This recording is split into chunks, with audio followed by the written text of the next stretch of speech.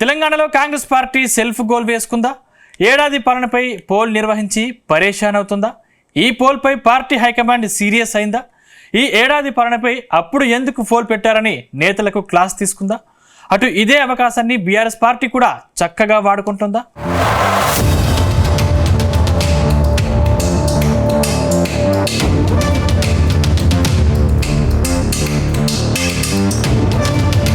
తెలంగాణలో కాంగ్రెస్ పార్టీ అధికారంలోకి వచ్చి ఏడాది పూర్తయింది.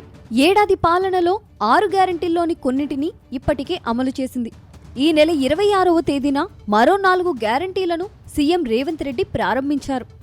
దాంతో కాంగ్రెస్ పార్టీ అధికారిక ట్విట్టర్ ఖాతాలో పెట్టిన ఓ పోస్ట్ ఇప్పుడు అధికార పార్టీని ఇరుకున పడేసింది.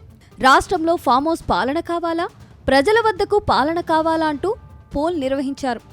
ఈ పోల్లో అధికార పార్టీకి నెటిజన్లు దిమ్మ తిరిగే షాక్ ఇచ్చారు.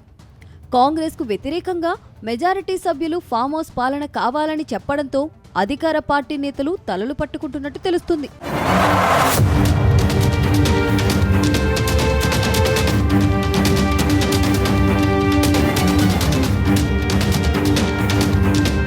అయితే కాంగ్రెస్ ట్విట్టర్ పోస్టుపై హుజూరాబాద్ ఎమ్మెల్యే పాడి కౌశిక్ రెడ్డి సెటైర్లు వేశారు.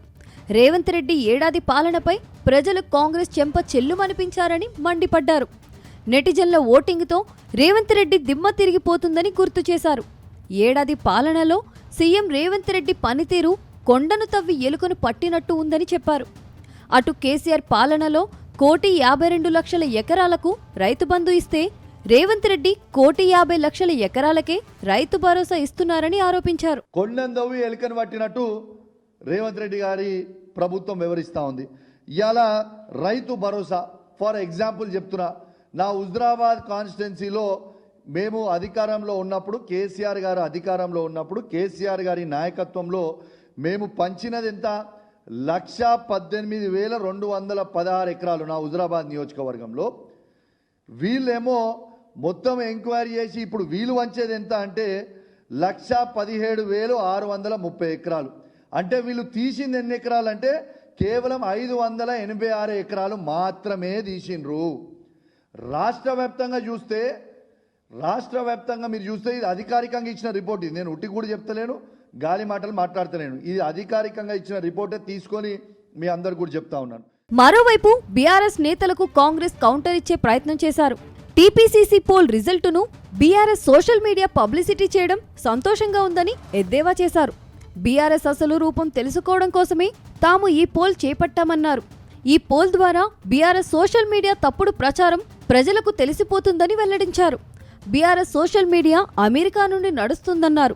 బ్రాండ్ యూజర్లతో ఫామ్ హౌస్ పాలన కావాలని ట్యాగ్ చేశారు. కేవలం పరిపాలన విధానం గురించి పోల్ చేశామని అన్నారు.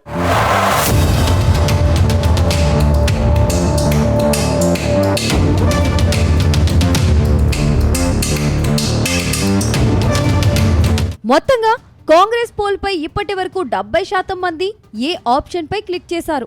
మరో 30% మంది కాంగ్రెస్ వైపు ఓటేశారు. అయితే ట్విట్టర్ పోలుతో మాత్రం అధికార పార్టీ ఇరకాటంలో పడిందని గాంధీభవన్లో చర్చ జరుగుతుందట. ఇప్పటికే కొన్ని విషయాల్లో బీఆర్ఎస్ పార్టీకి సరైన కౌంటర్ ఇవ్వలేకపోతున్నామని నేతల్లో ఓ అభిప్రాయం ఉంది. ఇలాంటి సమయంలో సొంత పార్టీని ఇరుకున పెట్టేలా ఈ పోస్టులు ఏంటని హైకమాండ్ పెద్దలు కూడా సీరియస్ అయినట్టు తెలుస్తుంది. ఇప్పటికైనా ఇలాంటి పోస్టులు పెట్టే సమయంలో ఆచితూచి అడుగులు వేయాలని తలంటినట్టు సమాచారం.